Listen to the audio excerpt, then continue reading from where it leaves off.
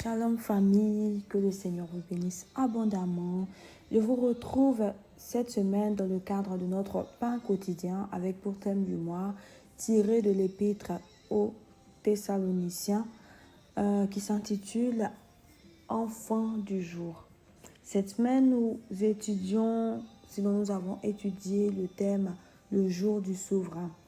Je bénis le Seigneur pour la vie de nos bien-aimés, la servante Shifra, la servante Sion, le prophète Nathan Bodje.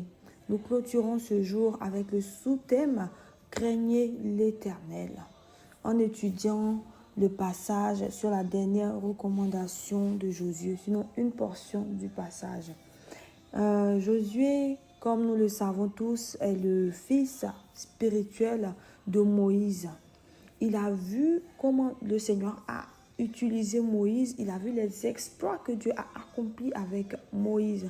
Et à la mort de Moïse, il a pris la suite du peuple d'Israël en le conduisant dans le désert.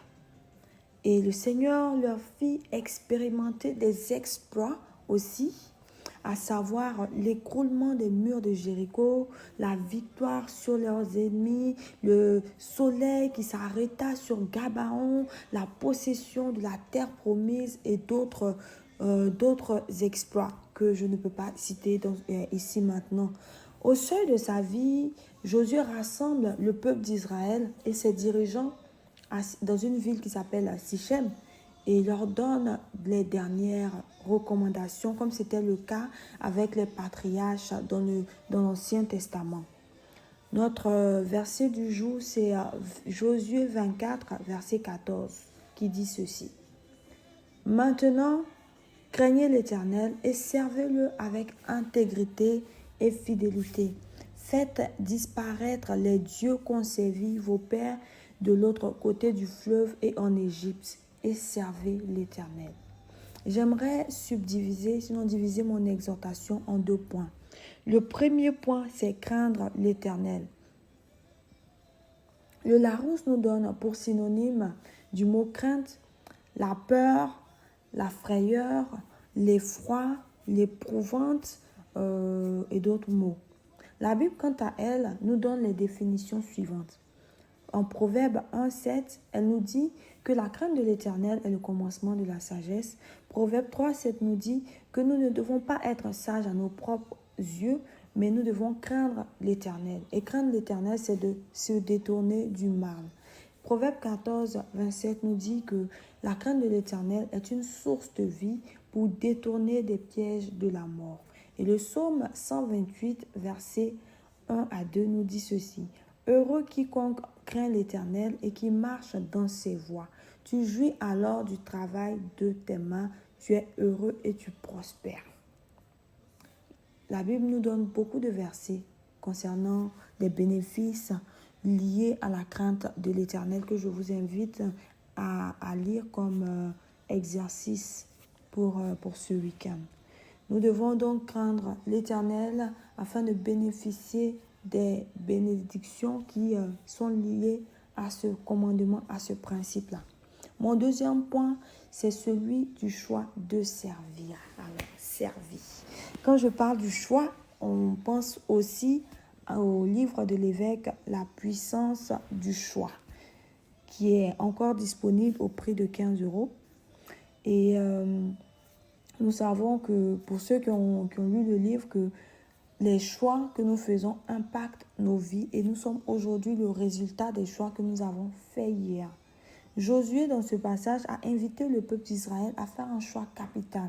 Parce que oui, nous faisons plusieurs choix dans la journée. Celui de boire de l'eau, du jus, de s'habiller d'une telle ou telle manière. Mais le choix de servir l'Éternel, c'est un choix déterminant dans nos vies. Je dirais que c'est un choix qui est capital. Celui de craindre l'Éternel et de le servir avec intégrité et fidélité et de mettre de côté les dieux étrangers. Avec intégrité, c'est avec entièreté, sans faux fuyant, sans orgueil, avec un cœur pur, avec un cœur qui l'aime et qui fait passer ses intérêts avant les nôtres, c'est-à-dire les intérêts de notre Dieu.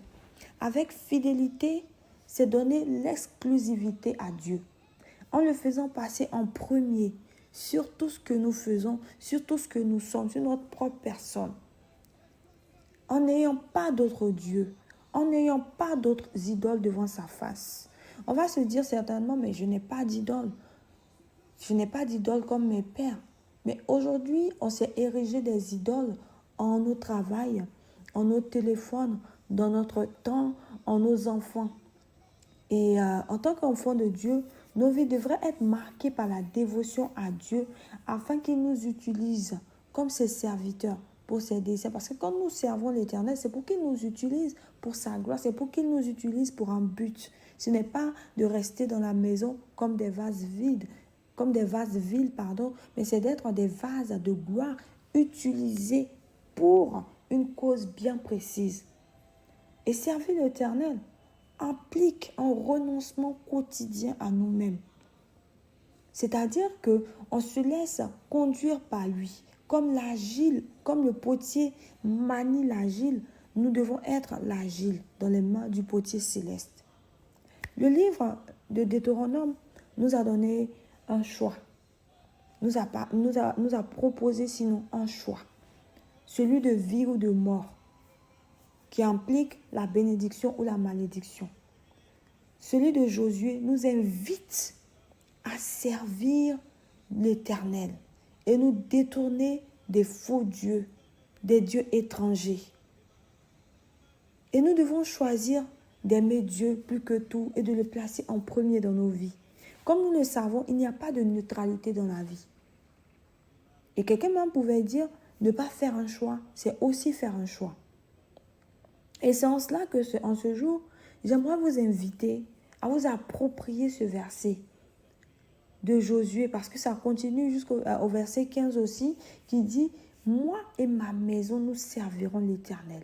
Et c'est ce verset qu'on voit souvent dans nos maisons, mais auquel nous n'obéissons pas. Et ce matin, j'aimerais vraiment, véritablement, que nous nous approprions ce verset. Moi et ma maison, nous servirons l'Éternel. Moi et ma maison, nous servirons l'Éternel. Moi et ma maison, nous servirons l'Éternel. Moi et ma génération, nous servirons l'Éternel. Nous le placerons en premier. Nous ferons ce qu'il dit de faire et nous nous détournerons des faux dieux. Nous le servirons avec intégrité. Nous le servirons avec fidélité. Nous le servirons avec obéissance. Nous le servirons avec crainte. Nous le servirons avec amour. Nous le servirons encore et encore, et nous le servirons jusqu'à nous oublier nous-mêmes, parce qu'il est notre berger, parce que nous devons l'aimer plus que tout, nous devons l'aimer de tous nos cœurs, de toute notre âme. Nous servirons l'Éternel. Moi et ma maison, nous servirons l'Éternel. Moi et ma famille, nous servirons l'Éternel. Moi et mes enfants, nous servirons l'Éternel.